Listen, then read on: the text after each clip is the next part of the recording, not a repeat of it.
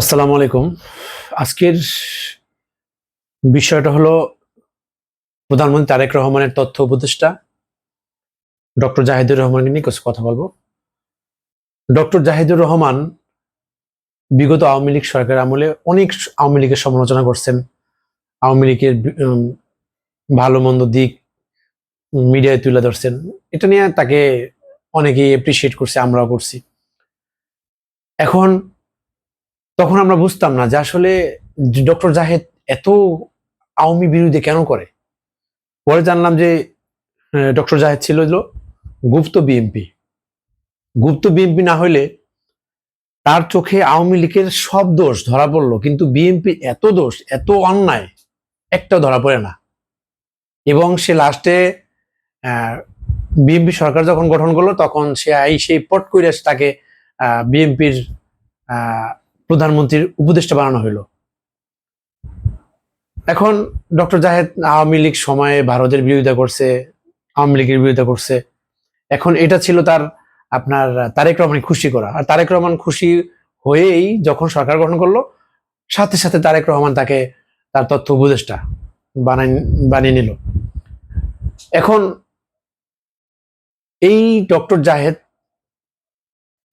ভারতের ইন্ডিয়াতে একটা সম্মেলন ছিল, কি ওশান কি একটা সমূহ একটা কি বলে সম্মেলন ছিল, ওখানে যোগদান করার জন্য সে ভারতে গেল। তাকে দিল্লি এয়ারপোর্টে আটকে রাখা হলো, এমনকি কিছু কিছু নিউজে আসে তাকে আটক করা হয়েছে। এখন ডক্টর জাহেদকে কেন আটক করা হয়েছে, এবং ওখানের পুলিশরা নাকি, ইমিগ্রেশন পুলিশটা নাকি বলছে যে কি তারা জানতো, তাকে আগে জানানো হয়েছে নাকি সে যাবে ওখানে, ওই সম্মেলন অ্যাটেন্ড করবে। তাকে দিল্লি এয়ারপোর্টে পরিচয় দিছে যে উনি তারেক রহমান মানে বর্তমান প্রধানমন্ত্রীর উপদেষ্টা। এটা জানা সত্ত্বেও তাকে ওখানে আটকে রাখা হয়েছে। লজ্জাজনক, ভীষণ লজ্জা। আমি এর আগেও শুনছি যে আওয়ামী লীগ বাংলাদেশের ওই যে গোলাম মাল্লা উনিও একবার ওই যে শিলং নাকো দার্জিলিং গেছিল, তখন পুলিশ ওনার সাথে খারাপ ব্যবহার করছে। এখন বিষয়টা হলো যে ভারতের যারা পুলিশ টুলিশ বা ভারতের যারা মানুষ, এরা কিন্তু বাঙালিদের এমপি টেমপি এদের কোনো মূল্য নেই, করে না, একেবারে নাথিং মনে করে। এখন ডক্টর জাহেদকে যে এয়ারপোর্ট আটকে রাখলো, দেখেন ডক্টর জাহেদ 2 দিন আগে সে বলল কি যে ভারত যে পুশিং করতেছে, সীমান্তে যে পুশিং করতেছে, এটা ভারতে এমন হয় না যে আমাদের ইচ্ছাকৃত ভাবে করছে, মানে সে উপহাস করলো একেবারে।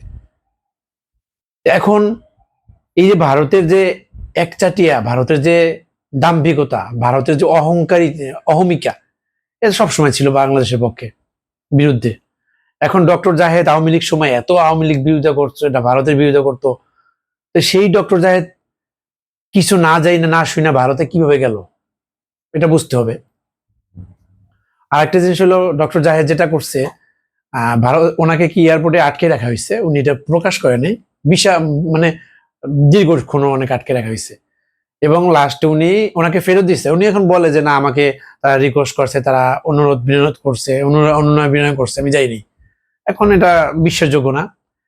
কিন্তু ডক্টর জাহেদকে যে আটকে রাখলো বাংলাদেশ সরকার এখন পর্যন্ত কোনো বিবৃতি দেয়নি। পরে ডক্টর খলিল বলছে যে এটা বাংলাদেশ স্টেপ নিবে। কবে নিবে স্টেপ?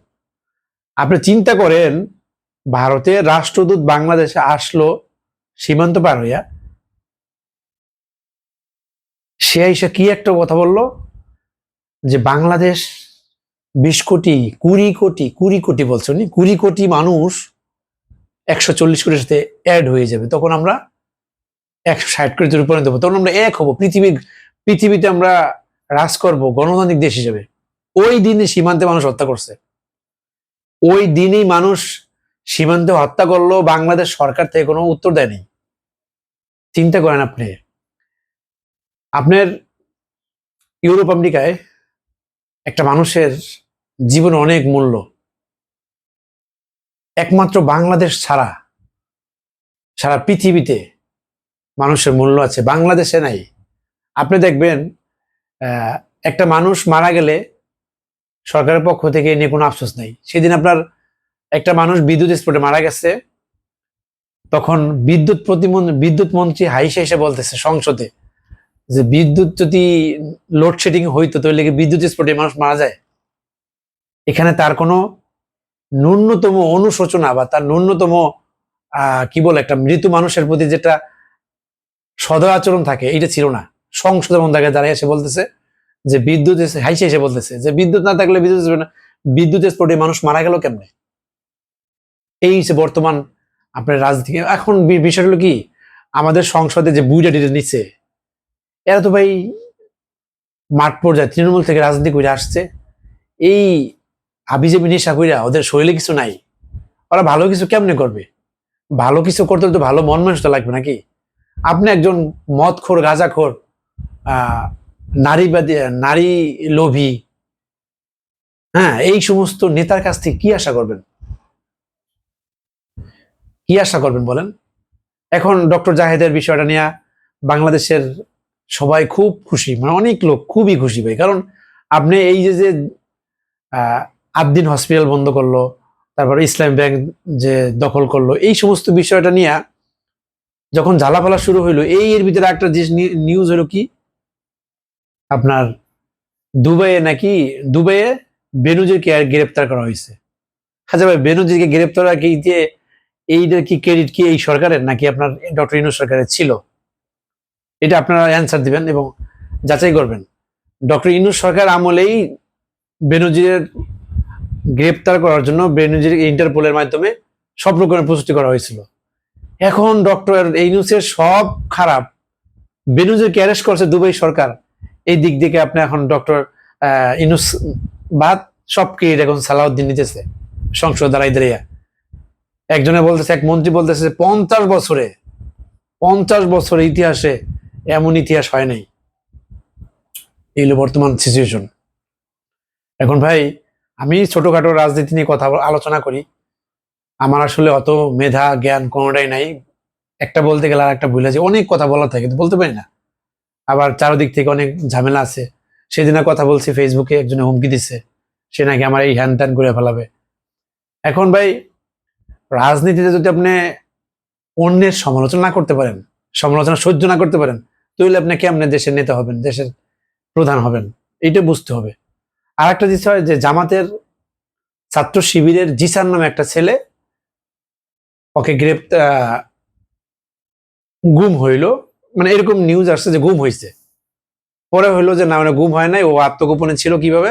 এক মেয়ের সাথে পরকীয়ার সম্পর্ক ছিল, এই জন্য সে আত্মগোপনে ছিল। কিন্তু ভাই, জিসানের সাথে বা ওই মেয়ের সাথে পরবর্তীতে শিবির পক্ষ থেকে যোগাযোগ করতে গেলে, সাংবাদিকরা গেলে যোগাযোগ করতে গেলে, এবং ওই মেয়ের সাথে যে বলছে যে মেয়ের সাথে রিলেশন ছিল, পরকীয় সম্পর্ক ছিল, ওই মেয়ের সাথে যোগাযোগ করতে নেই, ওই মেয়েকে বাসা থেকে তুলে নিচ্ছে। আপনি চিন্তা করেন যে একটা মেয়ে ভিকটিম, তাকে বাসা থেকে তুলে নিয়ে গেল পুলিশে, পুলিশ যা শিখিয়ে দিল তাই সে বলবে। মেয়ের বোনের সাথে যোগাযোগ করলো, মনে বললো না সম্পর্ক ছিল, কিন্তু এই ধরনের কোনো নিউজ আমাদের কাছে নাই, এটা বানোয়াট। অথচ ছাত্র দল এইটা নিয়ে রাত্রে মিছিল বাড়ি করলো। খুই রামিসা হত্যার প্রতিবাদ মিছিল। এখন দেখেন, এই জিসানের একটা ঘটনা নিয়ে, যখন এটা নিয়ে শিবির পরিষ্কার বলে দিচ্ছে যে শিবিরের যে আপনার সংগঠন, এই সংগঠনের প্রেম সম্পর্কটা নিষিদ্ধ ডাইরেক্ট। এইটা যদি কেউ ধরা পড়ে, তাকে দল থেকে বহিষ্কার করবে এবং দল স্টেপ নেয়। এবং যদি কোনো অকারেন্স করে, দল থেকে বহিষ্কার করার পর থেকে ওই ভিকটিমের পক্ষে আপনার কি বলে, যে ভুক্তভোগী তার পক্ষে সর্বোচ্চ আপনার মানে কি বলে, যত রকমের সাহায্য করা দরকার সব শিবিরের পক্ষ থেকে করবে, এটা তারা সবসময় অঙ্গীকারবদ্ধ।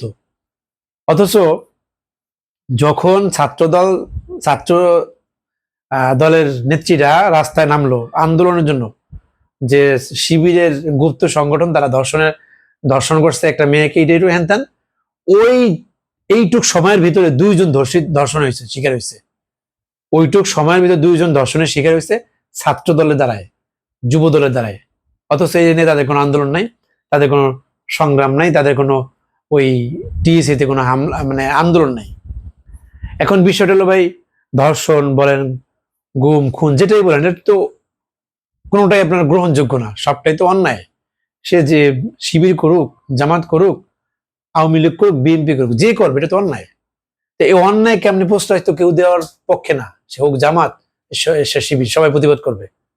আমিও তো চাবো না যে কোনো শিবিরে যদি কেউ, আর শিবির তো ভাই না মানে ফেরেস্তা না যে তারা একেবারে নির্দোষ, করতেই পারে, একটা অন্যায় করতেই পারে। যদি শিবির অন্যায় করে তার শাস্তি হবে।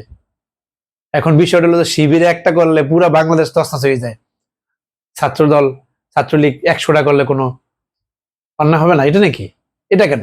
এটা তো বৈষম্য হয়ে গেল না? এবং এটা তো, এটাকে বললে এক ধরনের পাওয়ার পলিটিক্স খাটালো, যে আমরা ক্ষমতা, আমরা যেটা করবো এটাই, ও আমরা যা করবো তাই, আর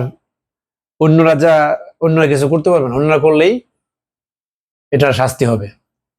এখন আমার আজকের যে মূল উদ্দেশ্য ছিল কথা বলা, ডক্টর জাহেদ কি এখন আপনার ভারত সরকারকে বাংলাদেশ থেকে এই মন্ত্রণালয় বা সরকার দলের লোক তারাও জড়িত আছে হয়তো, বা রাষ্ট্রদূত, ওই ভারতের যে হাইকমিশনার সে বলছে বাংলাদেশের যে ডক্টর জাহেদ যে আসবে, ভারতের ইমিগ্রেশন পুলিশ টুলিশ যেখানে যাচ্ছে সবাইকে জানানো হয়েছিল, এবং কিভাবে আসবে, কেন, মানে কি উপলক্ষে আসবে সব জানানো হয়েছে।